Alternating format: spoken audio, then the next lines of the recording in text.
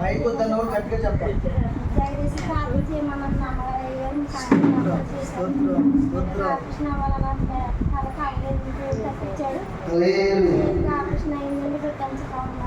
నాకు ఉగాడు క్రూస్ తేడాలు కుట్టాలని పెట్టినంత ఆడాలి తెలియదు. నేను అనుకున్నా తండ్రి చేసాయి అప్పటికి ఏం కాకుండా నా బిడ్డ ఎంత ఆడుతున్నా ఇప్పుడు కాపాడని ప్రార్థన చేసుకున్నానంటే చేసుకుని పెట్టించుకో బాగా ఉన్నాడు. ఆపరేషన్ అయ్యి సక్సెస్ అయింది. బాగా ఉన్నాడు. సాక్ష్యం చెప్పుకోవడానికి రూపాయలు ఫోన్ చేసుకుంటాను.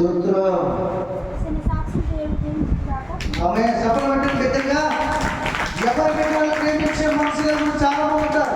కానీ పక్క వారి బిడ్డలు కూడా ప్రేమించే మనసుగా ఉండడమే క్రీస్తు యొక్క మనస్సు. దేవునికి మహిమ కలిగిన గాక. హల్లెలూయా. జగదీష్ కోసం మీ అందరూ ప్రార్థన చేశారు. సంఘం అంతా ప్రార్థన చేసింది. ఆ బిడ్డ యొక్క ఆశ దేవుడు తీర్చాడు. స్తోత్రం. వందనాలు. Praise Lord.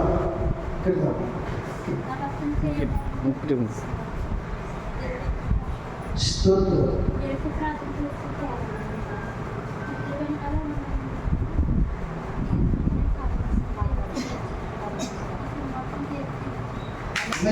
స్తోత్రం. స్తోత్రం.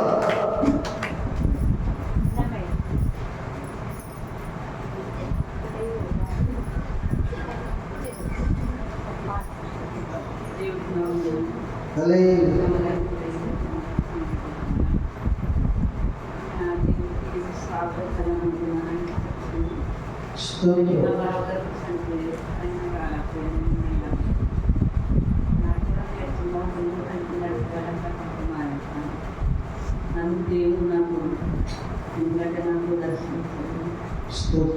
నేను చేపలకు తీసుకుంటావా మాట్లాడుతున్నాను. ఏడు చేపలు చేపలనే 7 చేపలు సచ్చిపోతావా అన్నారు. 7 చేపలు సచ్చిలో సరిపోదు సరిపోబడి కూడా అన్నాను. 7 చేపలు తిన్నాను. ఇప్పుడు వచ్చారంటే ఒక ఆయన అప్పుడు నేను అన్నాను నేను పట్టెళ్ళకపోతున్నాను. ఆయనే 7 చేపలకు వెళ్ళి సచ్చిలోకి 7 చేపలకు వెళ్ళేది ఏమనుందండి అన్నానండి. అప్పుడు ఆయన ఎవరో నాకు తెలియదు కదా. మరి 7 చేపలు ఒక పట్టుకెళ్తే అదే ఇంకా మిగులుతుందమ్మా. అజ్ఞానంటావు కాక నువ్వు చేపలు ఇచ్చావు 4 అంటే నీకు ఎలా తెలిసింది అని అడిగాను. నాకు తెలుసు అన్నారండి. అయితే ఇంకా 3 చేపలు ఇవ్వాలనుకున్నానండి. నేనేమో పనులకు వెళ్ళలే, డబ్బులు లేవు నా దగ్గర. అంటే నువ్వు బట్టి టైంకి అయ్యి వస్తాయమ్మా అన్నారండి. అలాగే నేను చేపలు కొన్నాను ఎంతో ఆశతో. ఒక రోజు పని దొరికితే చేరండి అనుకుంటే నేను ఎవరు పనులకి అడిగి అలాగే నాకు 300 ఇచ్చి 400 ఇచ్చారండి. అవి నేను మళ్ళీ ఇంటికి రాకుండా మళ్ళీ నేను ఒకసారి వెళ్ళి ఆ దేవుడికి చేప కొడుకు తీసానండి. అలాగే దేవుడు కాను తీర్చాలని, దేవుడు అనుకున్న మాట నెరవేర్చాలని. మరి నా బతుకంటే దేవుడి మీదే ఆధారపడుతుందండి. నేను ఎవరిని కూడా ఆదరించకుండా నన్ను పూజిస్తున్నాడు, పెంచుతున్నాడు ఆయన.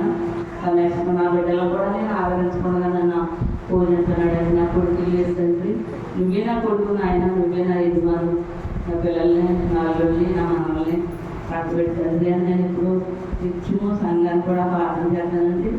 అందుకే దేవుడు నాకు మంచి దర్శనం ఇచ్చాడండి. అప్పుడు అంటున్నారండి 7 చేపలు కట్టేమని ఎవరు చెప్పారండి మీకు అన్నానండి. నాకు తెలియదండి చెప్పాను.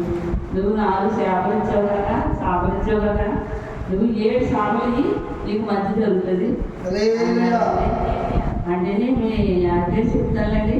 అయితే నాకు అది వచ్చేటప్పుడు కంపల్సరీ ఇచ్చేస్తానంటే నువ్వు అట్టుకెళ్ళి టైంకి అయ్యే వస్తాయి, నీకు వద్దనకుండా వస్తాయమ్మా, మరి మేము వెళ్ళిపోతున్నాం అని అన్నారండి.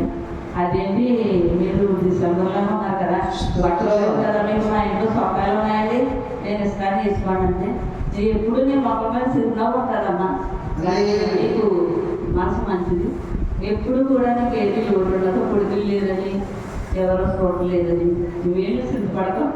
నీకు నువ్వు తినే టయానికండి కలగలేక అని చెప్పారు. నాకు దేవుడు గొప్ప దేవుడు అన్న తర్వాత దేవుడు నమ్ముకున్న బిడ్డకి చెప్తే అయ్యో ఎంత గొప్ప దర్శనం 7 చేపలకి ఏమనుకుంటున్నాం, అది బైబిల్ గ్రంథంలో రాసిందంటే నాకు తెలియదు, నన్ను క్షమించండి, చిన్నసారి దేవుడు. దేవుని స్తోత్రం. హల్లెలూయా. ఇప్పుడు పరిశుద్ధాత్మ దేవుడు పనిచేస్తున్నాడని సాక్ష్యం చెప్పమంటారు మీకు. ఏమా ఇలాగనండి, పరిశుద్ధాత్మ దేవుడితో పనిచేస్తున్నాడేనా ఆయన మన మధ్యలో సాక్ష్యం చెప్పినా సాక్ష్యం స్టార్ట్ అయినప్పుడే ఆ చేపలని అవునా, మీరు చేపలు కాదన్నారు అవునా, వినండి. చేపలని సాక్ష్యం వచ్చిందా లేదా? 7 చేపలకి పరిశుద్ధాత్మ దేవుడు పనిచేస్తున్నాడు లేదా? సత్యాన్ని గ్రహించాలి. మీరు నేను అన్న మాట